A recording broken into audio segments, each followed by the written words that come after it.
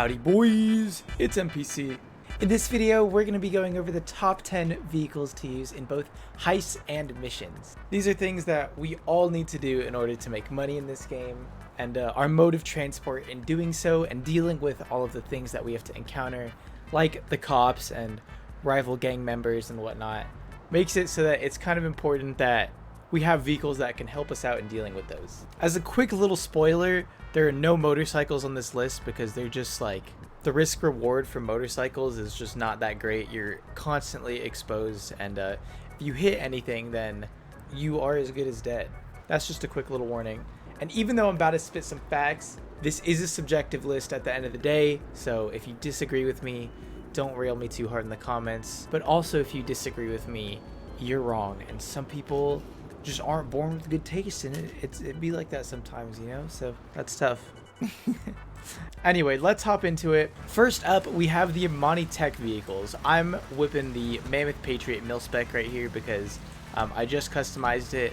As far as Imani tech vehicles go, this is probably one of the worst ones just because it understeers like severely.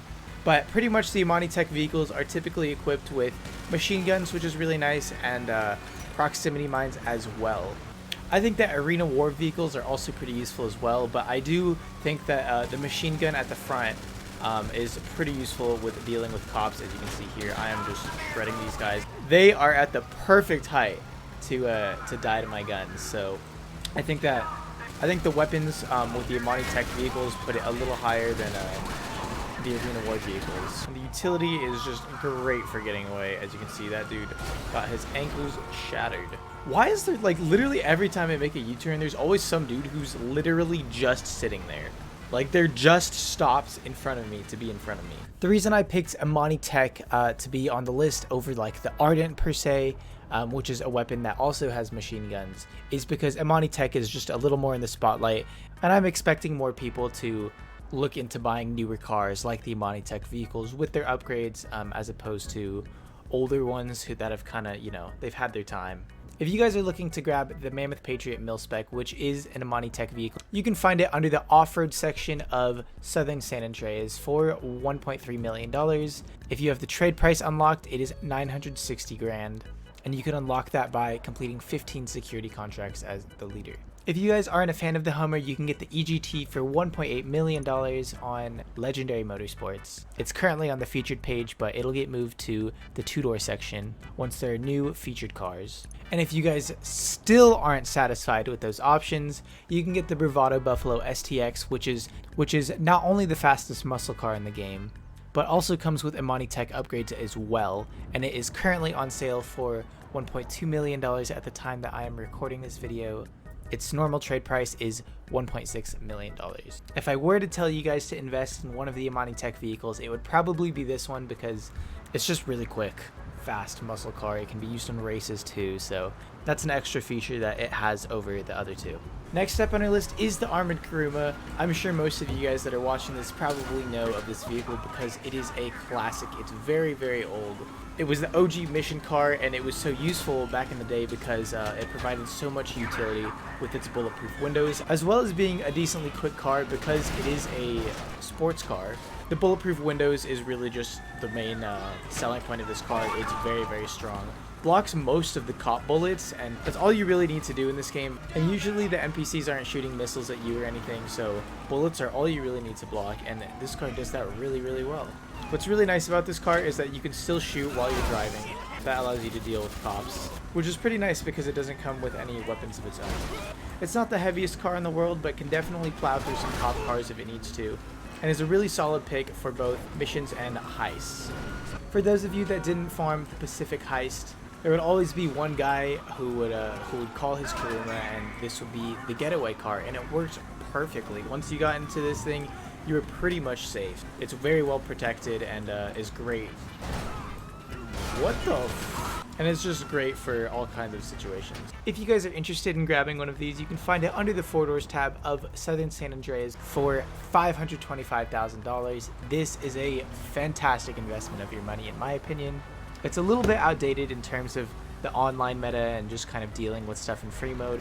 But the topic of this video is vehicles that are good in missions and heists, and this one is fantastic. I would highly recommend grabbing yourselves one of these if you do missions and heists often, because this car is going to help a lot. Up next, we have the Weaponized Tampa. This thing comes with so many weapons. It's kind of insane, actually. We've got missiles up first. Yeah, that's super cool. Really easy to clear the way for yourself. Up next, we have the rear mortar. That is also fantastic at just dealing with any cops that are behind you, because that's going to happen so much in missions and heists. You're going to get chased by literally an entire battalion of people, so having the rear mortar is super useful. And then last but not least is the dual miniguns. This thing, yeah, this can kind of just speak for itself. They're miniguns that you have access to while you're driving a vehicle, which is kind of insane. Absolutely shreds people. The range is a little finicky sometimes if you don't have the right angles on people. The Weaponized Tampa is an insanely offensive vehicle and definitely has all of the tools that you'll need in order to deal with anything that comes your way in both heists and missions. The only reason I don't have it higher on this list is because it's not the most armored thing in the world. This is the max armor that you can throw on the car within the upgrades. It adds a little bit of bulletproof capabilities to the windows, but not as good as the armored Kuruma. You can definitely die to bullets in this thing, which is not so good when you have a limited number of lives. If you guys are interested in grabbing yourselves one of these, you can get it for 1.6 mil off of Warstock. And this thing is just, it's so fun because of how many different weapons you can use. It's not very protective against missiles, unfortunately, so its free mode experience isn't all that great, but it definitely is fun if you don't have to deal with oppressors. But for the sake of missions and heists, I do think it is quite a good vehicle. Up next on our list, we have the Sea Sparrow. This is the only helicopter that I believe can land on the water in the game. There's a couple of planes that can land on the water, like the Dodo, but the Dodo is a piece of trash, and the Sea Sparrow is far faster and can land on the water as well. In addition, it can be weaponized. I currently have a minigun on mine, and I think that's super great for dealing with other helicopters and whatnot. I wanted to throw it on this list because I do think that water landings are incredibly useful, and it's not something that every single thing has access to. The Toreador, of course, is a vehicle that a lot of people own. However, it's not parkable on the water, so I think that's a very valuable trait that the Sea Sparrow has. The Sea Sparrow is a very fast helicopter. The only thing is it's not super armored. As you can see, it's pretty small. A lot of glass that leaves you vulnerable to being shot by police helicopters and whatnot. It's not the most armored, but definitely provides very niche utility, which is quite valuable. And in addition, because it's so fast and such an agile helicopter, ideally you can get away from enemy helicopters without needing too much protection. If you guys are interested in grabbing yourselves one of these, you can find it on Elita's Air Travel for $1.8 million. It is a little bit on the pricey side, but it's a good vehicle.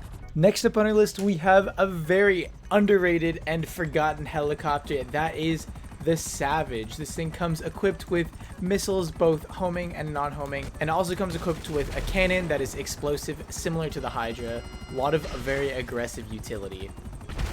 It's not a very fast helicopter in terms of top speed or acceleration or turning. It's not very agile at all, but it's very beefy and can take a lot of bullets.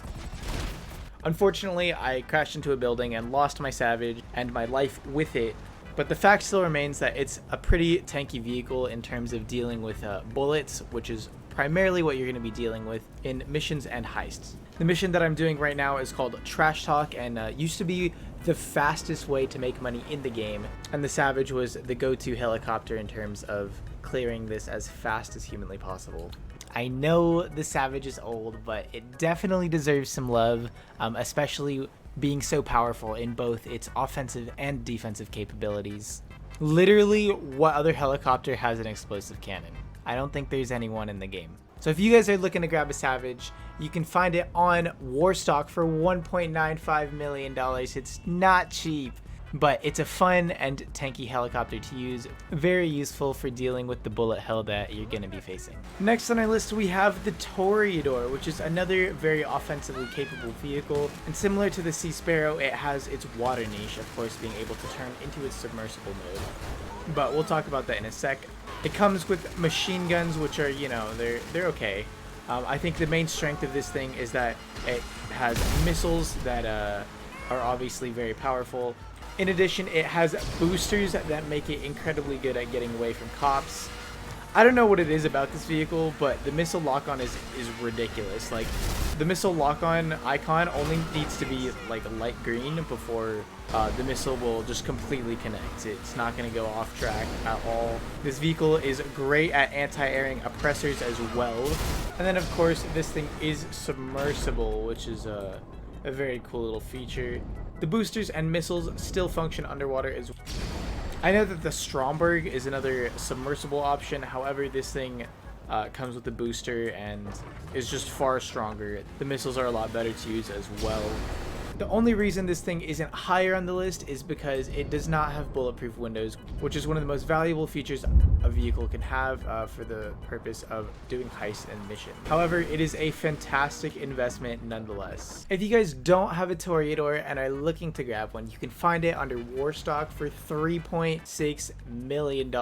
It is a very expensive vehicle, huge price tag, but I do think it is worth every penny. It's insanely powerful and is one of the best vehicles just in the game. You know, it has so much utility, so versatile on both land, water, and anti-airing. So you should definitely go grab one of these if you don't have one. If you guys have been following the channel for a bit, you know that I am a big fan of the Hydra.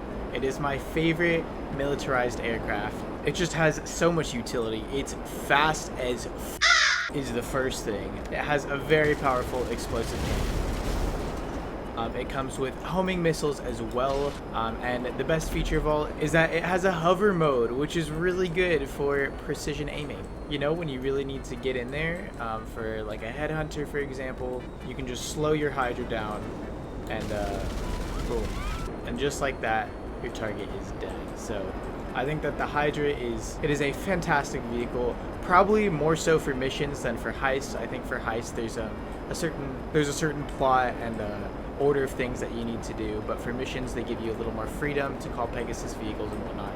And when you do have that option, the Hydra is fantastic. The biggest issue with the Hydra is probably that it's just a little fragile. If you run into a building, your Hydra's as good as dead, and it doesn't take that many, and it can't take that many bullets before it starts smoking, which is kind of unfortunate, but they have to balance it somehow, so that's fair. With its speed and offensive capabilities, I think it makes for a fantastic vehicle. If you guys don't own a Hydra, you can find it on Warstock for $3 million. It says it's on sale at the time I'm recording this. However, when I release this video, unfortunately, it will no longer be on sale. One downside to the Hydra is that unfortunately it's only a one-seater, but it is a very powerful vehicle, and if multiple people have their own Hydras, then you can get done fast, let me tell you. It's not the most expensive price tag for such a powerful vehicle. If you compare it to the Valkyrie, which is right next to it, while it is a helicopter and is a four-seater, you can't even use the weapons on that thing yourself. This jet is just immaculate. Up next we have the Buzzard attack chopper. Now I know that's not what's right behind me right now. This is the Annihilator Stealth. Because unfortunately I don't own a personal Buzzard. If you go into your vehicles while you're in a mission or something and you request your personal aircraft, and that being the Buzzard, it'll spawn, and hopefully it's closer than Pegasus. You don't have to go through their whole like phone system. The Buzzard is kind of just a beast. It's really fast for a helicopter. It actually rivals the speed of the Hydra, which is kind of insane. It also comes equipped with homing missiles, as you guys can tell, as well as a machine gun. It's not all that great, to be honest. The main reason that the Buzzard makes it so high on this list is because not only is it fast, but it's also convenient to spawn. It can spawn in the personal aircraft locations as well as the Pegasus location. So whatever you're closer to, it can really come in clutch and save you a lot of time. It's not super armored, as you guys can see. There's big glass windows in the front that leave you susceptible to being shot, but I think that the speed makes up for its lack of protection, and you typically won't have to worry about dying too much in a Buzzard. In addition, outside of missions and heists, if you're working as a CEO, you can spawn this thing in for free if you own one. If you guys don't own a Buzzard attack chopper, you can grab one for $1.75 million at the bottom of Warstock. And for any of you guys saying, oh, you can't make it a personal vehicle, you just got to take your Pegasus one and fly it into your personal hangar, and that will make it a personal vehicle for you. Number 2 on our list is the Nightshark. This thing is pretty much a weaponized, stronger version of the armored Kuruma. It's really fast. It has fantastic acceleration. I'm not sure if the top speed can match the Kuruma. However, it does offer so many more things than the Kuruma does. First of all, its bulletproof windows have even smaller Its bulletproof windows have even smaller slits than the Kuruma's, making it harder to shoot you within the vehicle. It can take many explosives. Not that that matters too much in heists and missions, because typically you're not dealing with people with explosives. However, the most useful part is that it has its own machine gun on the front that the Kuruma does not. It is not weaponized. So this makes the Nightshark really useful at dealing with anyone who is in front of you. With the Kuruma, you can shoot people, but the Nightshark kind of just barrels forward better, if that makes any sense. Like, you can kind of just, you can go forward uninterrupted better than you can in the Kuruma. And I think that combined with the fact that it is weaponized and bulletproof makes it a fantastic vehicle. In addition, it's a great vehicle for free mode as well, because it is so armored against explosives, which are obviously very powerful. The only downside to the Nightshark is that you can't really deal with air enemies because you're locked into the machine gun. Unless there's some sort of way of getting out of it that I'm unaware of, you're locked into the machine gun that's built into the vehicle. You can't switch to personal weapons or anything. So that means you can't deal with anyone who's in the air. Not that you'd really need to, because you're so well protected in here. However, if you need to exit the vehicle or anything, and dealing with helicopters from inside the vehicle is safer because it has cover, then that's not something you can do with this thing. That's pretty much its only weakness, but this thing overall is kind of just like a mini tank, very well protected vehicle. You can pretty much bully cops or anyone else who tries to get in your way. If you guys don't have a Nightshark and are interested in grabbing one, you can find it on Warstock for $1.25 million. It's a fantastic investment of your money, in my opinion. It's very versatile in terms of being useful in both heists and missions, as well as being one of the best vehicles in terms of PvP in free mode. But if you call one of these in a heist or a mission and you're getting gunned down, like, you're not dying. Like, I can sit here for days. I will not die. Oh, okay.